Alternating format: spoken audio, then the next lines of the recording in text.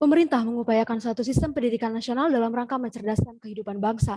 Terima kasih kepada moderator atas kesempatan yang telah diberikan. Saya Nabila Kalista selaku pembicara kedua akan kembali menegaskan kembali mengenai argumen dari posisi kami sebagai tim oposisi terkait dengan mosi debat kita kali ini, yaitu Dewan ini menyesalkan anggapan di dunia pendidikan bahwa mahasiswa adalah pelanggan atau konsumen.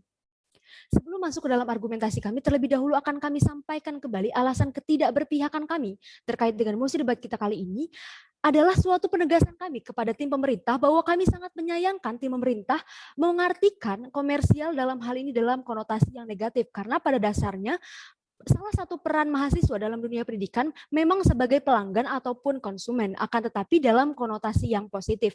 Menanggapi yang telah disampaikan oleh pembicara pertama dari rekan-rekan pemerintah yang sebelumnya menyatakan bahwa saat ini banyak bentuk-bentuk komersial dalam dunia pendidikan yang akhirnya merugikan mahasiswa. Salah satunya yang disebutkan adalah bahwa universitas ataupun institusi menetapkan biaya yang mahal daripada biasanya dengan alasan fasilitas yang baik. Akan tetapi nampaknya rekan-rekan kurang memperhatikan bahwa terkait dengan besaran UKT yang ditetapkan baik dari universitas swasta ataupun dari universitas negeri adalah suatu hal yang diatur secara konstitusional di negara Indonesia, yaitu pada Permendikbud nomor 20 tahun 2000, mohon maaf kami ulangi, yaitu pada Permendikbud nomor 25 tahun 2020 yang secara tegas menyatakan bahwa besaran UKT pada universitas negeri ataupun universitas swasta dibebankan kepada mahasiswa dengan alasan mempertimbangkan adanya latar belakang dari ekonomi dan juga sosial dari orang tua mahasiswa tersebut. Sehingga dengan adanya UKT yang kemudian dibebankan kepada mahasiswa adalah suatu bentuk dukungan kepada pihak kampus untuk kemudian memperbaiki fasilitas yang kemudian juga dapat meningkatkan adanya akreditasi dari pihak kampus tersebut. Nampaknya rekan-rekan juga kurang memperhatikan kembali bahwa rekan-rekan hanya menyatakan besaran UKT tersebut adalah satu-satunya biaya yang didapatkan dari pihak kampus. Akan tetapi pada pasal 31 ayat 4 Undang-Undang Dasar 1945 secara tegas menyatakan bahwa negara memprioritaskan sekurang-kurangnya 20% dari anggaran APBD dan juga APBN untuk masalah pendidikan yang ada di negara Indonesia. Sehingga UKT adalah suatu bentuk penunjang dan juga dukungan dari pihak mahasiswa untuk memberikan dukungan kepada pihak kampus yang kemudian juga membawa dampak positif kepada mahasiswa yang ada di negara Indonesia. Kemudian juga poin selanjutnya yang ingin kami tanggapi dari pihak pemerintah adalah bahwa argumen rekan-rekan menurut kami terkesan ragu-ragu karena banyak sekali mengeluarkan kata mungkin dan juga rekan-rekan tidak memberikan contoh konkret dari adanya contoh kasus ini. Karena rekan-rekan hanya memiliki asumsi-asumsi belaka yang menurut kami hal tersebut tidak berdasar. Kemudian juga rekan-rekan sebelumnya menyatakan bahwa universitas publik ataupun yang lebih murah bergantung kepada dosen yang kurang berpengalaman. Nampaknya rekan-rekan tidak memperhatikan kembali bahwa semua dosen yang ada di Universitas Negara Indonesia adalah dosen-dosen yang telah diuji terlebih dahulu sebelum memiliki sertifikat untuk mengajar. Sehingga tidak ada dosen yang kemudian dinyatakan kurang berpengalaman ataupun kurang memadai untuk mengajar mahasiswanya. Kemudian juga rekan-rekan menyatakan bahwa sebelumnya UKT itu adalah untuk menentukan sarana dan prasarana. Namun menurut kami UKT tidak menentukan sarana dan prasarana yang dapat dipakai oleh mahasiswa. Berapapun UKT yang dibayarkan oleh mahasiswa, mahasiswa tetap berhak untuk memakai sarana dan prasarana yang ada di lingkungan kampus. Sehingga menurut kami hal tersebut, hal-hal yang telah diungkapkan oleh tim pemerintah tidak memiliki dasar yang kuat.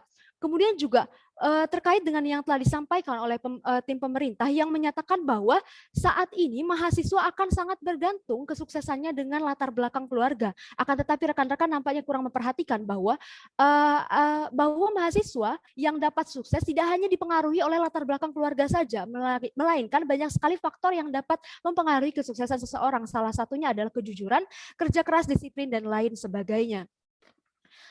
Berdasarkan argumen yang telah disampaikan oleh pembicara pertama dari rekan-rekan pemerintah yang menyatakan bahwa aksesibilitas hanya didapatkan dari mahasiswa, sehingga anggapan tim pemerintah menyatakan bahwa pendidikan hanya memperbudak mahasiswa untuk memenuhi biaya pendidikan. Namun seperti yang telah kami sampaikan sebelumnya, terkait dengan hal tersebut pemerintah juga telah mengatur pada pasal 31 ayat 4 Undang-Undang Dasar 1945, kemudian juga dipertegas kembali dengan Undang-Undang nomor 20 tahun 2003 tentang Sistem Pendidikan Nasional yang menyatakan bahwa pemerintah menyelenggarakan suatu sistem pendidikan nasional dalam rangka mencerdaskan kehidupan bangsa. Sehingga menurut kami dengan adanya besaran UKT yang ditetapkan oleh pemerintah bukan menjadikan mahasiswa sebagai bahan komersil di dalam dunia pendidikan, akan tetapi sebagai bentuk penunjang yang akan berdampak positif kepada masyarakat Indonesia dan juga khususnya kepada mahasiswa yang ada di negara Indonesia. Saat ini bahkan banyak sekali universitas swasta yang justru memberikan beasiswa kepada mahasiswanya, bahkan kepada mahasiswa yang berada di luar kampusnya. Sebagai contoh dapat kami berikan contoh yang sangat konkret, yaitu adalah Universitas Tarumanegara,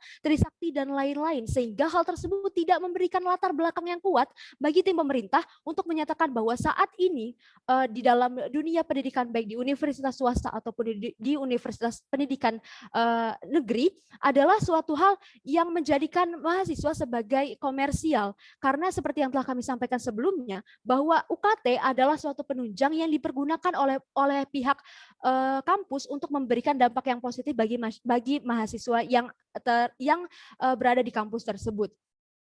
Seperti yang telah kami sampaikan sebelumnya, bahwa UKT memiliki fungsi untuk memberikan subsidi silang yang didasarkan pada kondisi ekonomi dan sosial orang tua.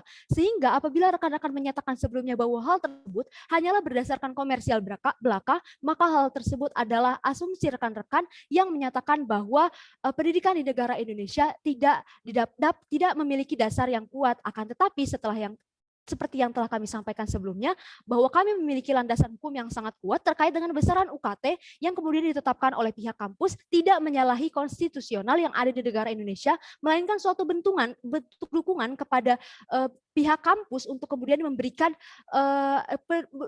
memberikan feedback yang baik kepada mahasiswanya dengan memberikan besaran UKT tersebut. Bahkan 60% bantuan UKT khusus diberikan kepada kampus swasta yang mematahkan seluruh argumen dari rekan-rekan tim pemerintah yang menyatakan bahwa kampus swasta hanya mencari uang belaka dari adanya besaran UKT yang ditetapkan oleh kampus tersebut. Untuk itu kembali kami pertegas kembali terkait dengan musuh debat kita kali ini, terkait dengan keberadaan kami sebagai tim oposisi, bahwa Dewan ini menyelesaikan anggapan di dunia pendidikan bahwa mahasiswa adalah pelanggan ataupun konsumen. Sekian, terima kasih.